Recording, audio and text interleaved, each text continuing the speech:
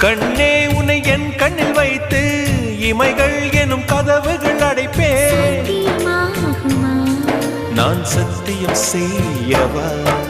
தொடு தொடுவெனவே வானவில் என்னை தூரத்தில் அழைக்கின்ற நேரம். Uva, uva, uva, uva, uva, uva, uva, uva.